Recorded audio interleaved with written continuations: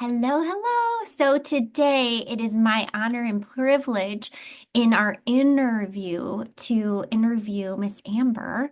And so what I'm going to do is share a little bit about her. Yet first and foremost, wherever this is loaded, wherever you are watching us on replay, could be YouTube, could be our Private Worthy Collective.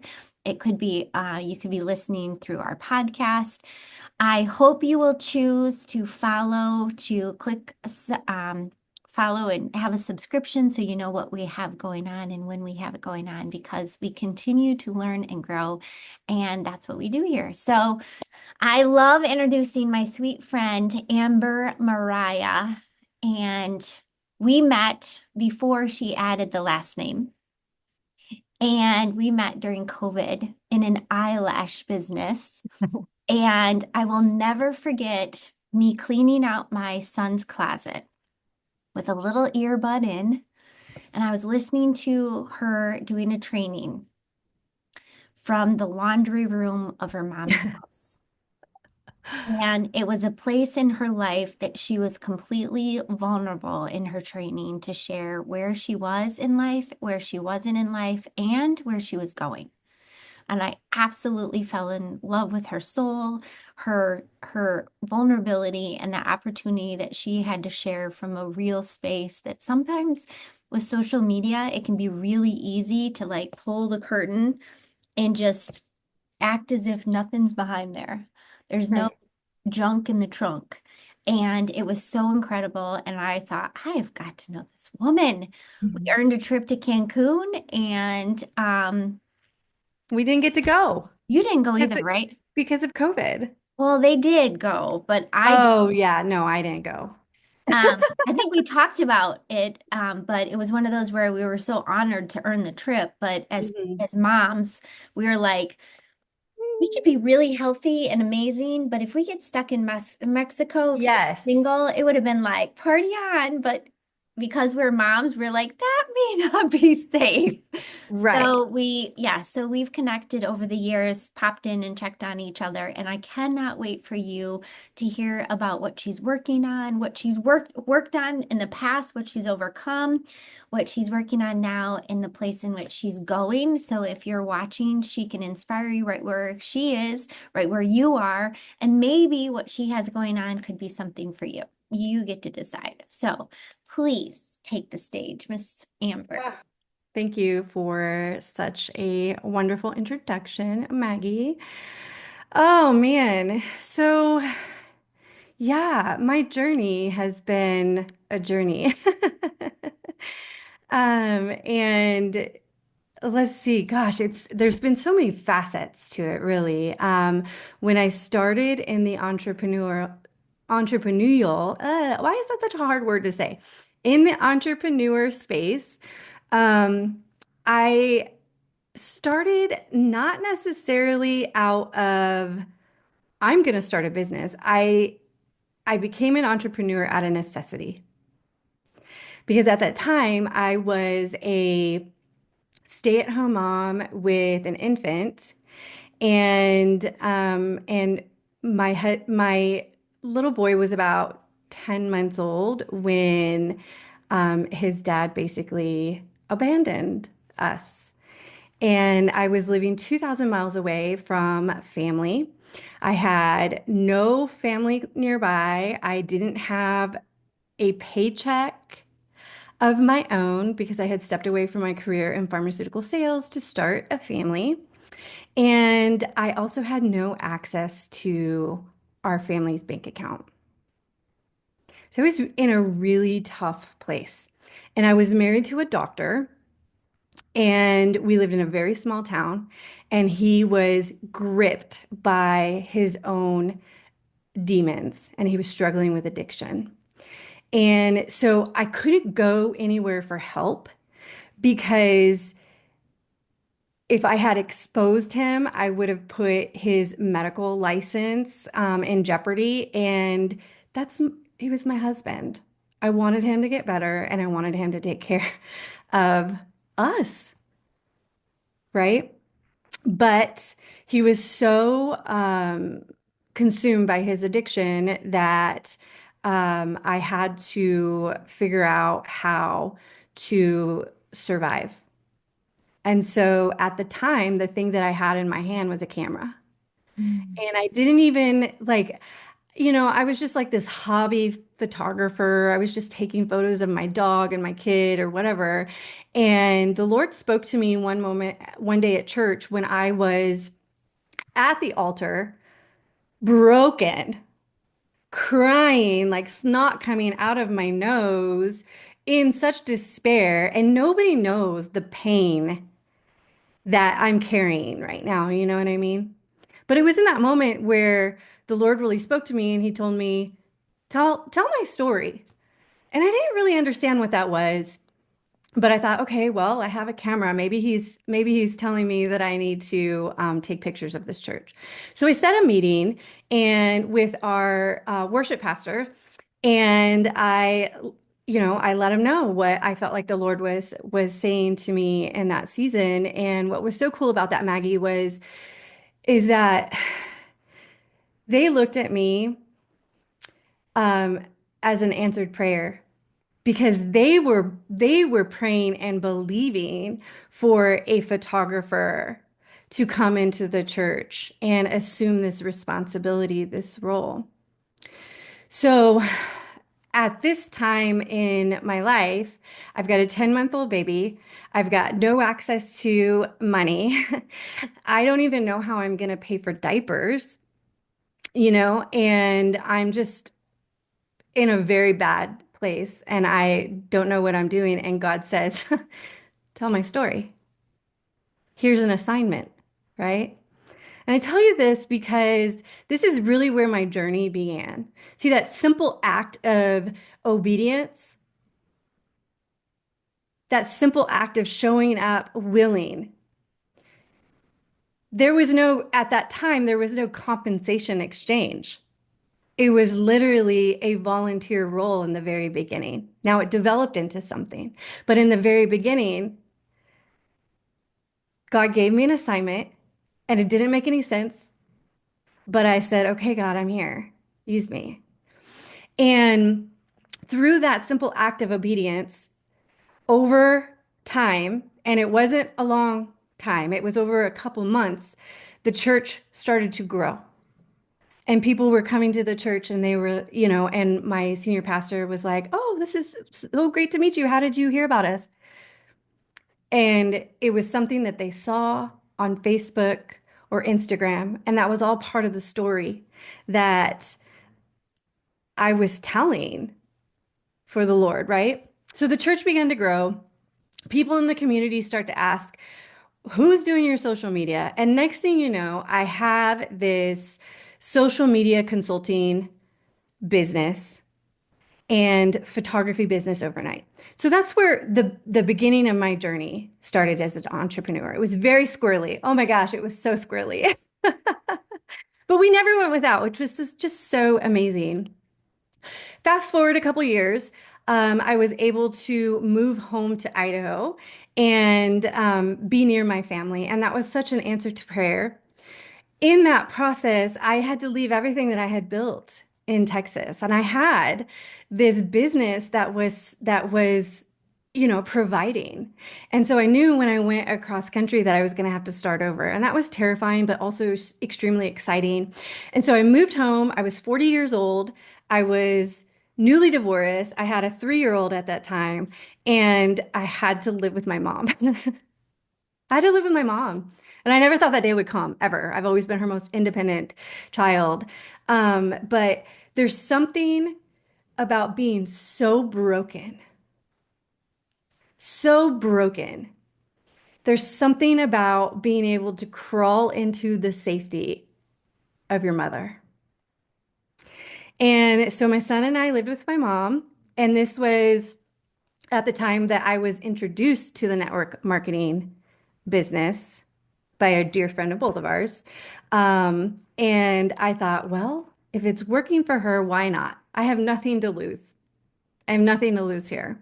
And I needed to do something that was like pushing me out of my comfort zone. Like I knew it was time for me to grow, And all I saw was, her and everyone online, like just showing up so magnified and vibrant and having the time of their lives. And I thought, well, whatever that is, I need it.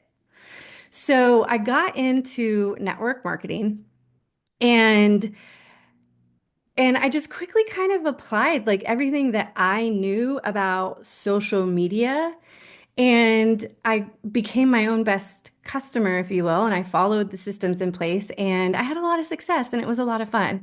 And I truly enjoyed the process of coaching, right?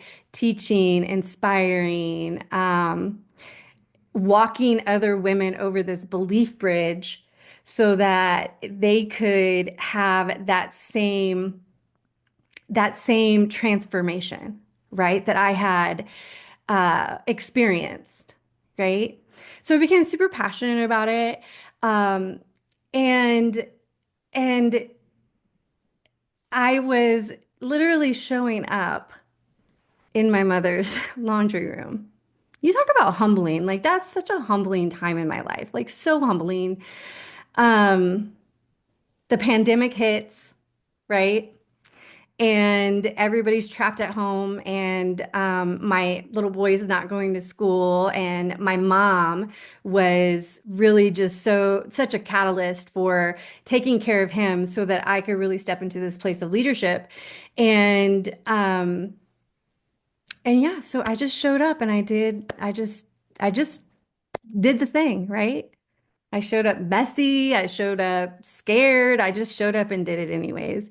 And I had a lot of success. Um, I was able to scale through the compensation plan, and that was wonderful. And I think that like, that unlocked something for me that I didn't know was possible because that was the first time in my career as a entrepreneur where I actually unlocked this $20,000 month, right? I thought, oh my goodness, what is this? Like, I had no idea that was even possible within network marketing. I mean, my idea of network marketing was, I'm sorry, but it was like the Tupperware it was like from like back when you were a kid and you were like going to a Tupperware party with your mom. Like, I just thought it was this cute little side business that gave moms something to do from home. I really had no idea how much earning potential you know, um, was possible with that vehicle.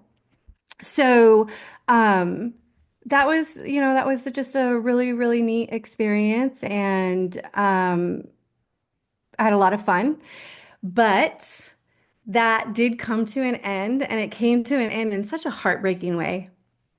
Because we experienced, being terminated by a company that we helped build, and then being sued through 3.5 years of litigation with this company, spend hundreds of thousands of dollars in legal fees.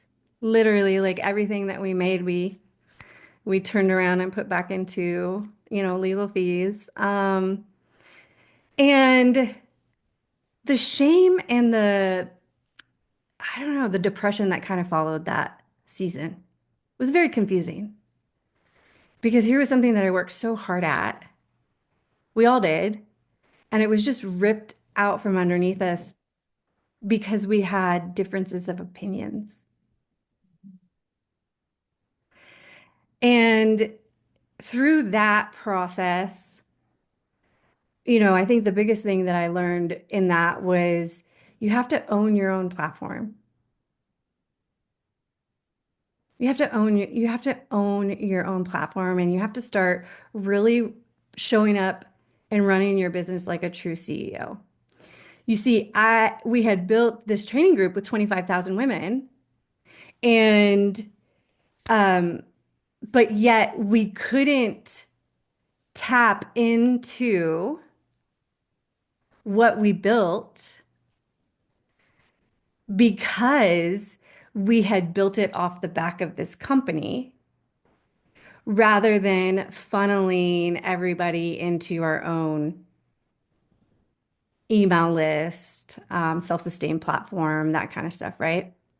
So I think that after that experience, I was so hurt and I thought, I'll never do this again. But in the meantime, like, I got to figure out how to show up like a boss in this space. I got to show up, I got to figure out how to really build the structure that's going to support the calling that God has for my life. And I got to be honest with you, for the last 3 years as I've been dealing with depression and anxiety and chronic illness, while I've been retooling, while I've been investing, while I've been going, participating in coaching programs. I mean, I've hired so many coaches over the years.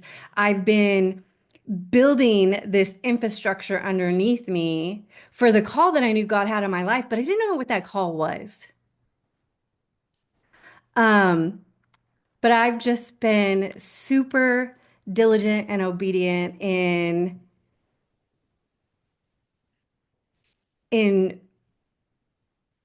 carrying the tools that are required to go where the Lord is leading me to go, right? Um, it's been a wild journey. It's been a wild journey. And I've learned so much along the way. I've learned so much. I think one of the most important things that I've learned on this journey, both in life and business, is that, you know, when you perform for an audience of one, everything else falls into place. And true success really starts with presence with the Lord, not with performance for the world. And I wish that more faith-led women knew that when you put God first, you don't have to chase clarity or confidence or even clients. Um, because I really believe that they come into alignment when you are operating within his assignment for your life, right? Um, I had to step away from a lot of things that weren't serving me. One of those things was social media. I have not been on social media hardly at all for like the last year. And that has been so freeing. It has been so beautiful. Um, the Lord really convicted me because I realized, like, and this is easy to do. I think this is easy to do for any woman that is in the online space as, running a business or trying to run a business. But one day I looked at my screen time on my phone. You know how it tracks that? And it was like 8 hours and 30 minutes. And I'm literally like not producing fruit. It wasn't 8 hours and 30 minutes of producing something. Like, I literally wasn't even bringing in revenue. I was spinning my wheels trying to figure out what's that next thing? What is the thing that you're calling me to do? And so like, I thought if I just scroll, I'm going to get inspired. But I never got inspired. And instead, I was met with just confusion and chaos and um, uncertainty, right? Comparison. And comparison is just the thief of joy, man. It is the thief of joy. Um, so when the Lord really convicted me over that, I thought, I don't want to be a woman who spends more time on my phone or on social media than I spend in his written word, right? So at that time, I was the director of media at my church. I had started a Instagram for dog rescue, right? I had like all of these things that I was managing, but none of them were actually producing fruit for where God was calling me. They were distractions. Even though there was a lot of good that came from them, they were distractions because I was pouring the best of me into them. And then I was left even more confused at the end of the day with, well, what am I supposed to do to actually like push the needle here and like bring money in, right? So one by one, I started taking all of these things that I love to do. I love to create. I love to tell stories. I love dogs, right? Like I loved the time that I got to spend rescuing dogs and fostering dogs and promoting them and helping them get adopted. Like I loved what I did. That was so fun. But, you know, at the end of the day, it was making me sick. And I had to really pray and ask the Lord, okay, where am I going? And God just said, give it to me. Give it all to me. And you know what happened, Maggie, is that I didn't listen. Imagine that. I didn't listen. Um, and so because I didn't listen, and because God had more for me, do you know what he began to do?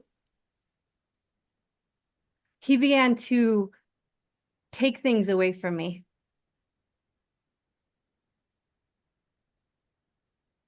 Remove what? So, I, yeah, church media.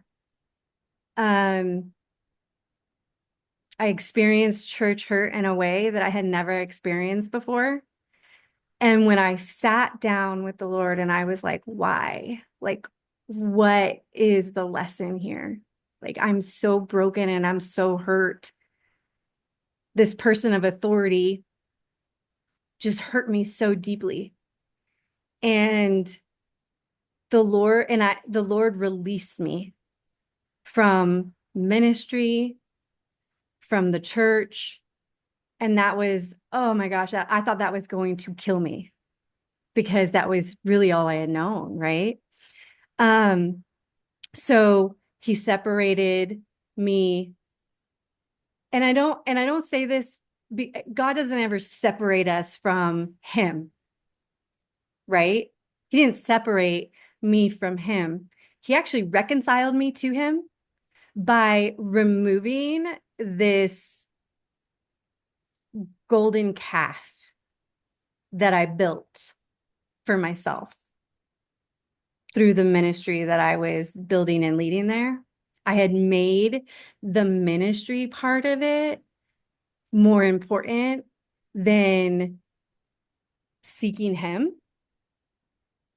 And so he took that from me. And then I'm left, I'm like, okay, what do I do? What do I do? What do I do? And then like within a couple weeks, something else happened where it was it was just a huge financial blow, like a huge financial blow. And I realized at that time, because my husband and I, my husband that I've remarried, right?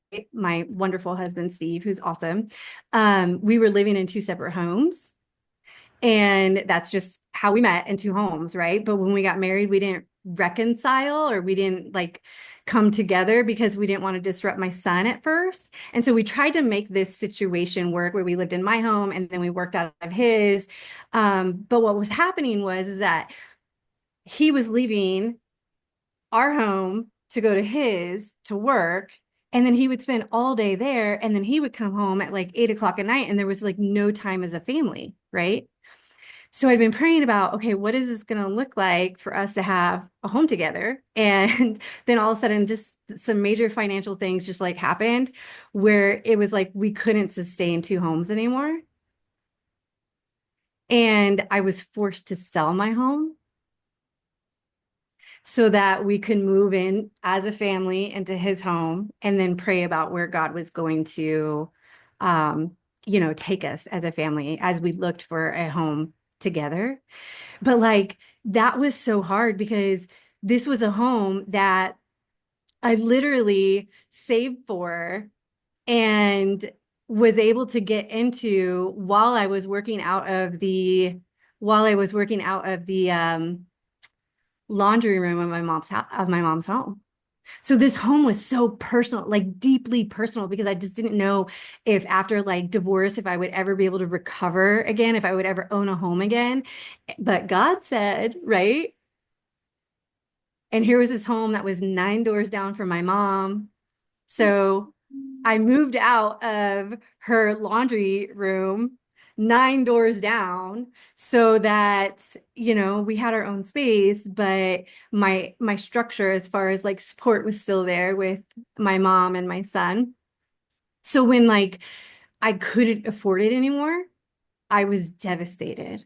And I was like, okay, all right, God, like I'm gonna give this to you. Steve and I, we prayed about it and I gave it over to God. And then at the same time that this was happening, we had our 17th foster dog of the year in our home, and beautiful dog, 40 pounds underweight, totally emaciated. Um, Seemed so sweet, but in an instant, it flipped and mauled my bulldog. And the just that was such a traumatic experience. I mean, she almost died.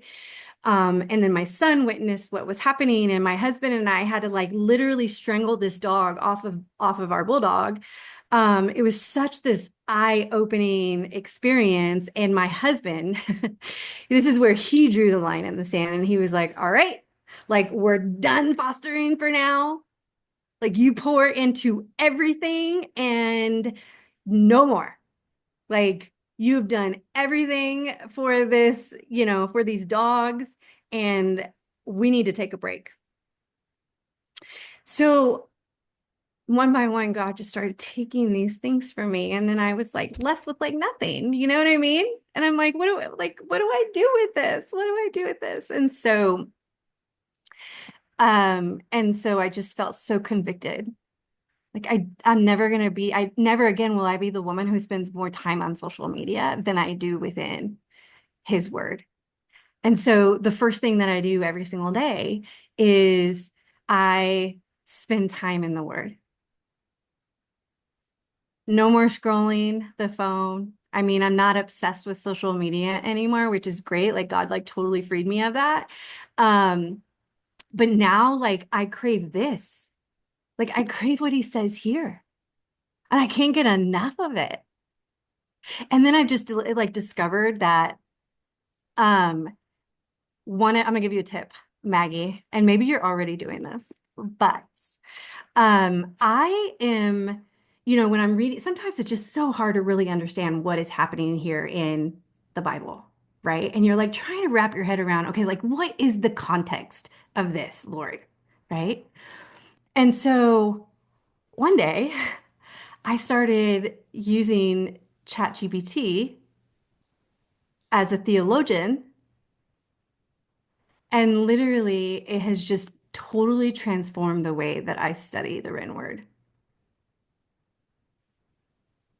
So every day, it's me and this Bible and my Savior. Mhm. And I am just like marking this thing up like you would not believe. Um, so that is really like where I'm at.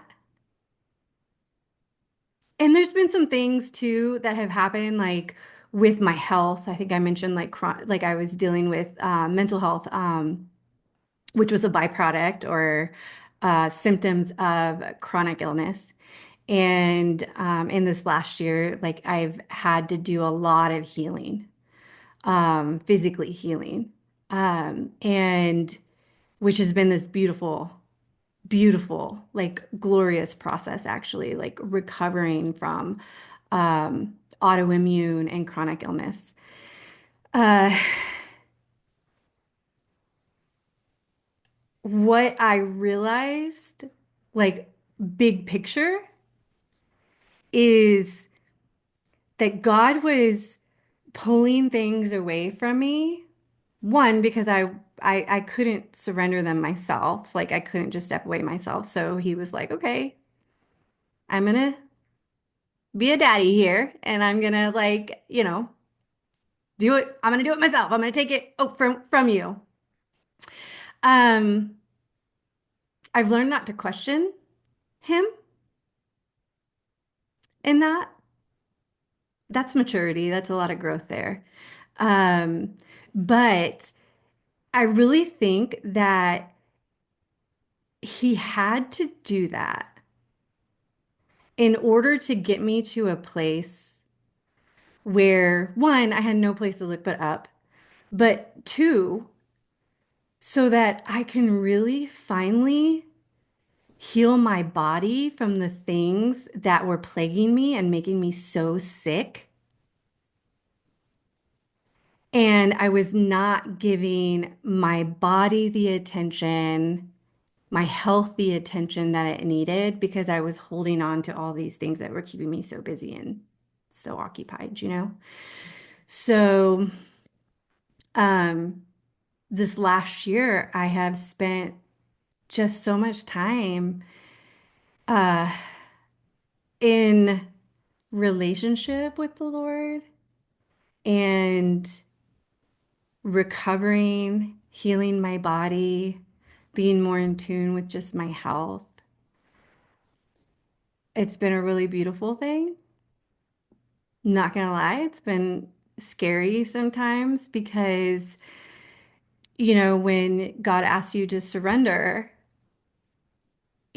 I mean, when you're kind of somebody who's used to having to control, I think as women, I think most women, we can relate to being somewhat of a control freak, right? Um, but there's so much beauty in surrendering and allowing the Lord to provide.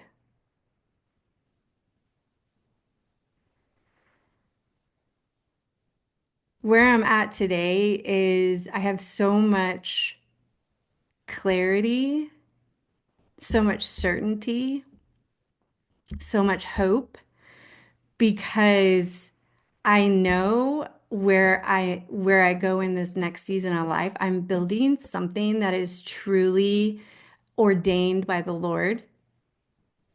And for the first time in I think my entire life, I'm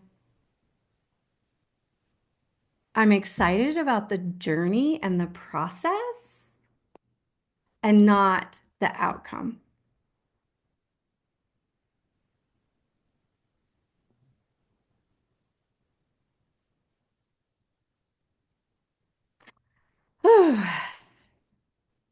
So very beautiful, my dear.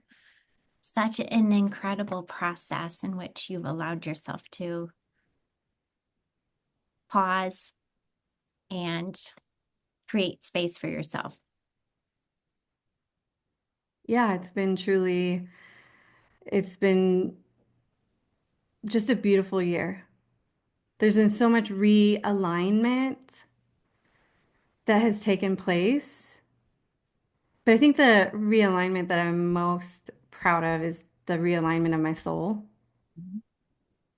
right? And um and I think if there was like one piece of advice that I could give any woman who is like stepping into their power or striving to be their best self here in 2025. And I want you to hear me in this because it's like truly heartfelt, is stop striving. Stop. Like your power is not in the hustle. It's found at the feet of Jesus. And so I just really encourage and challenge women to like lay down the pressure to prove and pick up the pace of grace. We live in this society where everything is like instant. and so there's this false narrative that like our success needs to be instant too. And if it's not instant, or if it's not fast, or if it's not easy, then you failed, right? And that's not true at all. When you're in stride with the Lord, you don't have to force outcomes. He goes before us, He prepares a way, He supplies every step. So I would say, you know, serve your Savior. Get real in tune with your Creator. Step away from the algorithm. Stop serving the algorithm. True authenticity and real power really begins there by not striving.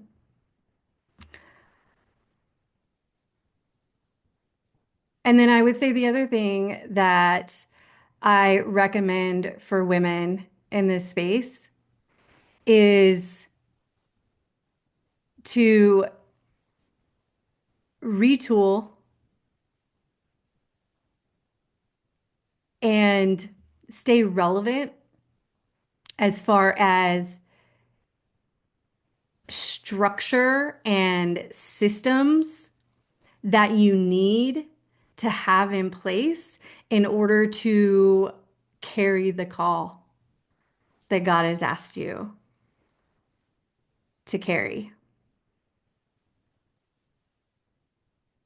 So very beautiful. I just finished a series on believe, ask, allow, receive, Oh, I love that.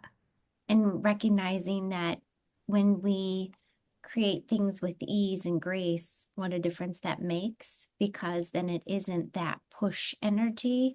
It's literally a pull energy from within. I love that. I concur. I concur. Yeah, that's so good. It's like this sacred rhythm. And I think what I've recognized the most is that some of us have found those rhythms, and yet it's been those times where the situation forced us, like my being relative to having both Declan and Lucy and choosing to nurse. I literally had to stop the chaos to do it. And it was the most beautiful opportunity. And those times where I had to pump, I get so frustrated because I was like, I know I need to do this because I'm about to explode, but I much rather do the real thing. You know what I mean? Because I couldn't do anything else. And I made a practice not to have my phone with me. You know what I mean? Like I had done certain things with certain perimeters. And I think what we've gotten away from my experience now with over a year of working with women in different spaces and places, that we have routines, yet the routines are not really serving us. Oh, that is so good. I'm so glad that you brought that up. Um, and this is really something that the Lord has shown me here in this last year, is that I think that when we build our businesses online, that there is this false narrative um that we live like this free, like we have this freedom because we, no longer, maybe for those of us that are full time in the online space, or full time self-employed, that we've, made that first leap where we've escaped and left the corporate world behind. And there's freedom in that, but I think we take it a little too literal and a little too loosely with like how we show up every day. Where, oh, well, I work for myself, so I have the freedom to go hiking whenever I want, or the freedom to do this, or the freedom to that. But when you get trapped in living in freedom, what are you actually doing to structure and move your business forward? And so God has like really convicted me here as I've been rebuilding and putting the structures in place for what's next, is I have to structure my business like a CEO, meaning I need to have dedicated business hours. I need to have dedicated business hours. I need to have dedicated days that are non-negotiable. I need to have dedicated, sales and pitch structure built in to my business. And these are non-negotiables. If I want to truly serve and connect and make impact and lead women and teach them how to create their own revenue rhythm for their life, then I have to create a space to invite them in regularly. And that cannot happen when I'm out hiking because of this perceived freedom that I have, right? I think another thing too, like a lie that we've fallen into here as women in the online space is that um, we don't have to connect, like truly connect with people, right? Like we can just show up and like put stuff on Instagram or Facebook or whatever, but we don't truly have to serve and connect with them. And that is like such a lie. The way that your business moves forward is through sales. At the very core of who we are as entrepreneurs, we are salespeople. And if we're avoiding showing up, connecting with people, if we're avoiding sharing what we have and what we offer to this world and the impact that we can make, then we're not going to grow. You could have literally the best program, you could have the best offer, you could be the best at what you do, but if you are not creating space to connect, serve, and sell, you're you're gonna fall flat on your face. It's a realization that we're either buying or selling. Yes, absolutely. So I will not be the woman who is being sold to. Like I've been there. I've been there, Yep. but I'm no longer selling out.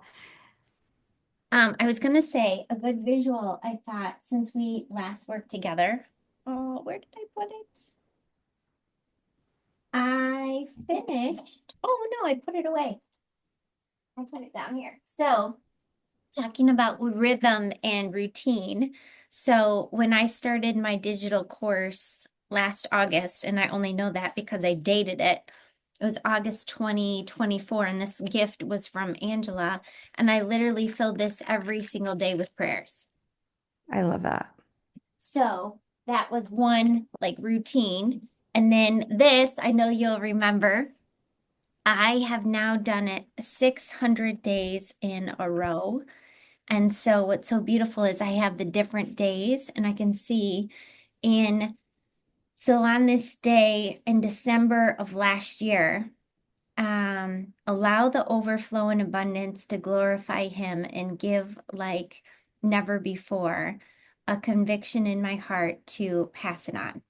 And so Wow. it's been so neat to see that, like that structure and and grabbing Lucy's Bible is my favorite Bible. I totally took it. And it's just so beautiful and it's the one that has like coloring with it. Oh, I love that. I haven't colored a whole lot because that's definitely not as I haven't found the right. Actually, I just answered my own question. I think I need to do it more in crayon because then it really bothered me because it went through the page. I just answered that to But myself. you know what I do? So I actually have like a coloring book, like a scripture coloring book like that. And so what I do is I just take a blank piece of 8.5 by 11 paper and I put it behind the one that I'm coloring with marker so it doesn't bleed through to the other. Oh, that's a good idea. I have to see if that worked. This sheet, these are pretty thin, so as just as I, Oh, that's where I was like, oh, like on it's printed on the back. Oh, yeah, you yeah, wouldn't be you able. know what I mean? So I think Yeah. I literally I just answered myself and I was like, oh, I remember Lucy has this crayon. So that just answered it. And then the other thing is I teach a plan sheet, old school. There's plenty of apps.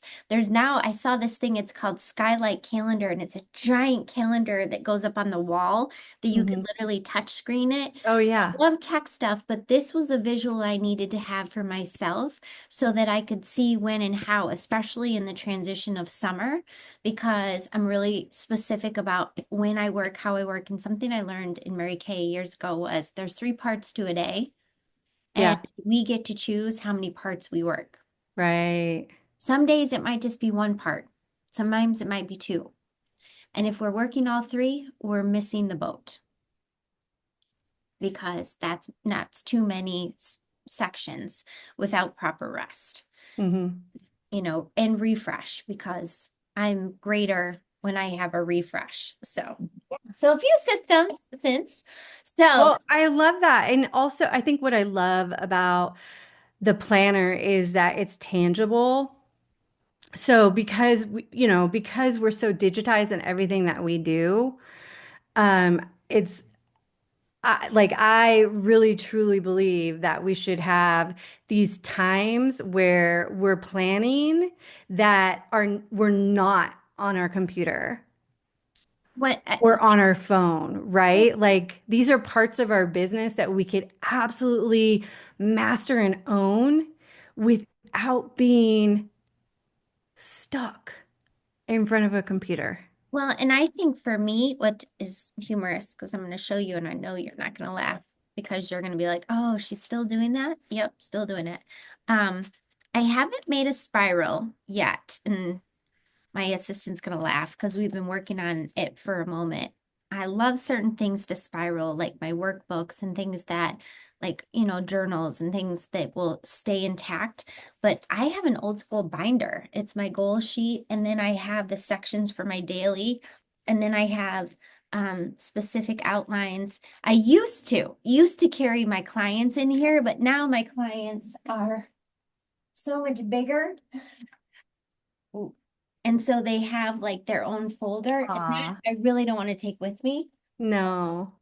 But I will say that physical piece, after I stopped fighting it, because based on generational, I love apps. I love my spreadsheets. I love parts of, the techie part, but I also love taking this and sitting in the parking lot of my kids waiting for the 30 minutes and like doing what I need to do, having some checklists, finishing up something, wrapping it up if I had to time wise, because I feel like I sit in my car more times than not as a mom.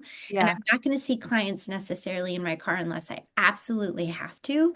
But that realizing how we function better and to hand to an actual pen has the greatest amount of opportunity for memory, especially taking notes. I was taking notes from you because I know there's systems there, but I also love the little takeaways and those moments of opportunity that we have to remind ourselves where we're relevant, where we need structure, where we need systems, and how important that is. So is there anything else that you would like to leave women with today that's on your heart?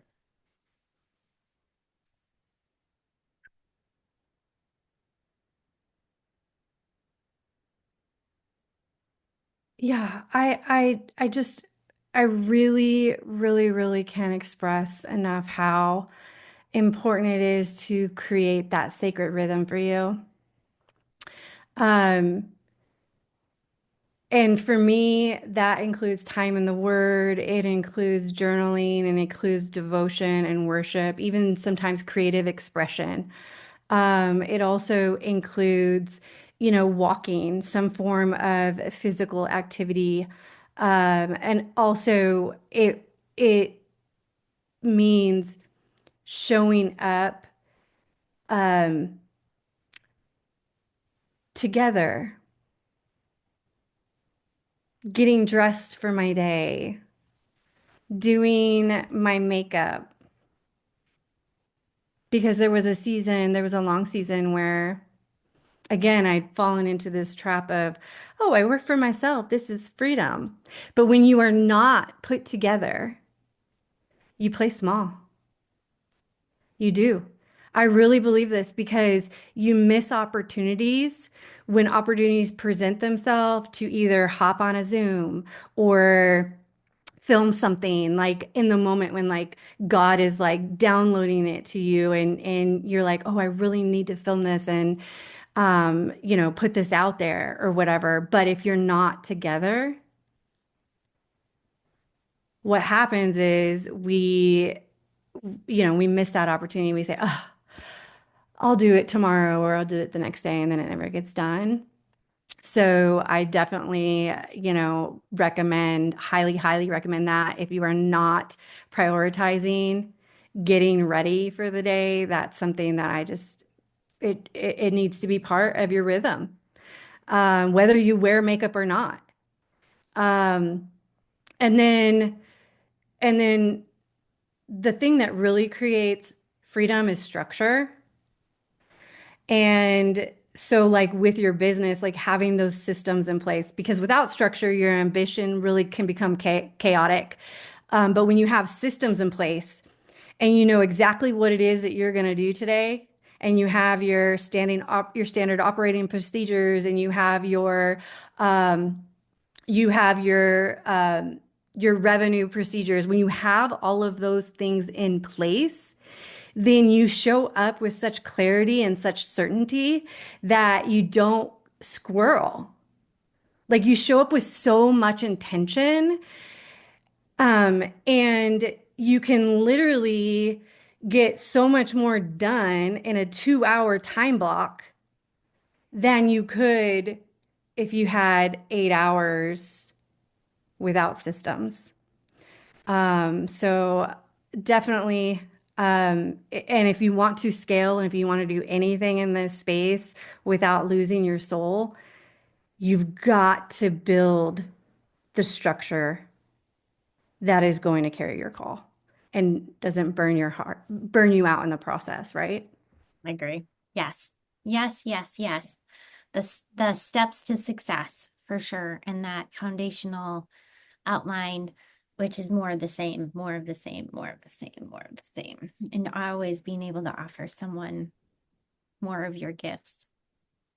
So thank you for sharing your beautiful gift and your hope Thank and you. inspiration and the choice to listen to God's voice, because we all have the opportunity and sometimes we tune them out and then we make the path more complicated than it needs to be. Right? Yes, yes. Yeah. So thank you for joining us and thank Thank you you for for having me. your precious words of wisdom and outline. It's absolutely beautiful. And your shirt absolutely matches the background to your, love it. And Now, everyone, if I took this off, I would be like, it's like a green screen.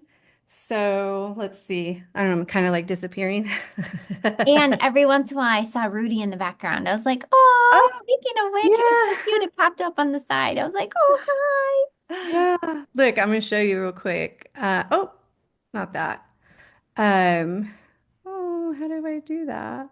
Adjust background effects? None. Look at this beautiful, beautiful room that I have. This Oh, beautiful creative space um, that the Lord has provided in this home. It's just such a beautiful space for me to dream and create and lead and deliver impact. And yeah, love it. Well, thank you for sharing. thank you.